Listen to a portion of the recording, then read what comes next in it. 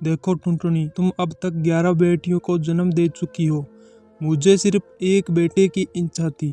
इस बार बेटा ना हुआ, तुम 1 दर्जन बेटियों की माँ बन जाओगी और मैं तुम्हें घर से निकाल दूंगा। हे भगवान, इस बार तो मुझे एक बेटा दे दो, नहीं तो मेरे पति मुझे घर से बाहर निकाल देंगे। टुनटुनी अंडे पर बैठी हुई थी। तभी अंडा टूटने की आवाज सुनकर आता है। टुनटुनी, बताओ बेटा हुआ है या बेटी? अरे तुम जवाब क्यों नहीं देती? तुम रो क्यों रही हो? इसका मतलब तुम्हें फिर बेटी हुई है। अजी मैं आपको क्या बताऊं, ये आंसू दुख के नहीं खुशी के आंसू है। भगवान ने इस बार हमें बेटा दिया है। अरे वाह, आओ बेटा मेरे पास आओ, तुम मेरे साथ रहोगे।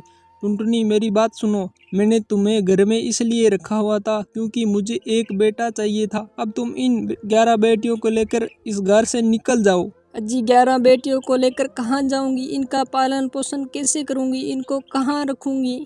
मुझे कुछ नहीं सुनना, तुम अब बस अभी कभी यहाँ से निकल जाओ। ठीक है, जहाँ भगवान ले जाएगा मैं अपनी बेटियों को वहीं ले जाऊंगी। कोई ना तो कोई सहारा मिल ही जाएगा। आप हमारे बेटे का ख्याल रखना और इसे अच्छे से पढ़ाना। इतना कहकर टुनटुनी अपने 11 बेटियों को लेकर घर से निकल जाती है। वो दिन भर जंगल में भटकती रहती है कि उसे रहने के लिए कोई भी आशियाना मिल जाए, लेकिन उसे कोई जगह नहीं मिलती। आखिर में वो एक घर का दरवाजा खटखटाती है। तभी एक चिड़िया बाहर निकल कर आती है। क्या काम है बताओ? बहन, मुझे एक मदद चाहिए। मेरे पति ने मुझे मेरी बेटियों के साथ घर से निकाल दिया है और मेरे पास रहने के लिए घर नहीं है। क्या मैं कुछ दिन तुम्हारे घर में रह सकती हूँ? कुछ दिन के अंदर मैं दूसरा घर ढूंढ लूंगी और फिर यहाँ से चली जाऊंगी। बहन मेरी मदद करो। अगर किसी के पास घर नहीं तो उसे अपने घर में रखना मेरा ठेका नहीं है। और वैसे भी तुम्हारी इतनी सारी बेटियां हैं, मुझे इनसे अपना घर गंदा नहीं कराना। लेकिन तुम्हारे पास एक रास्ता है, बताओ ना बहन,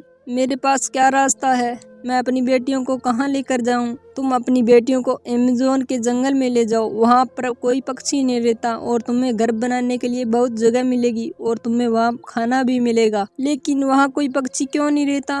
और वहाँ कोई खतरा तो नहीं? हा हा हा। वहाँ कोई पक्षी इसलिए नहीं रहता क्योंकि वहाँ रहने में बहुत खतरा है। इतना कहकर चिड़िया वहाँ से चली जाती है। माँ, मुझे बहुत भूख लगी है। माँ, मुझे खाना दो, नहीं तो मैं भूख से मर जाऊंगी माँ। अब बेचारी टोनी के पास उस जंगल में जाने के अलावा कोई रास्ता नहीं बचा था। भगवान के भरोसे मैं तुम सभी को उस जंगल में ले जा रही हूँ। इसके अलावा कोई मेरे पास रास्ता नहीं बचा है। इतना बोलकर टुनटुनी अपनी बेटियों को अमेज़न के जंगल में ले जाती है। वहाँ उसे एक खाली घर दिखता है। वो उस सभी घर में चले जाते हैं। मोनी बेटा, मैं तुम सभी के लिए खाना लेने जा रही हूँ और मेरे जाते ही दरवाजा बंद कर लेना और चाहे कुछ भी हो जाए, जब तक मैं ना कहूँ दरवाजा मत खोलना। जब मैं लौट कर आऊंगी तो मैं आवाज निकालूंगी, आई मैं आई, दरवाजा खोलो। सुनते ही दरवाजा खोल देना। ठीक है माँ, आप जब भी आवाज निकालोगी मैं तभी दरवाजा खोलूंगी, लेकिन आप जल्दी ही लौट कर आना माँ। टुनटुनी जल्दी खाना ढूंढने के लिए घर से निकलती है। आज तो खाने काम बन गया, मैं इस चिड़िया के बच्चे को खा जाऊंगी। हा हा हा। चील दरवाजा खटखटाती है। लगता है कोई दरवाजे पर है, लेकिन माँ ने तो मना किया था कि जब तक मैं ना बोलूं दरवाजा मत खोलना, इसलिए हम दरवाजा नहीं खोलेंगे। ये लोग दरवाजा क्यों नहीं खोल रहे हैं? लगता है मुझे इनकी माँ की तरह आवाज निकालनी पड़ेगी, तब ये दरवाजा खोलेंगे। मैं आई, दरवाजा खोलो, दरवाजा खोलो, मैं तुम्हारी माँ हूँ, दरवाजा खोलना बेटा।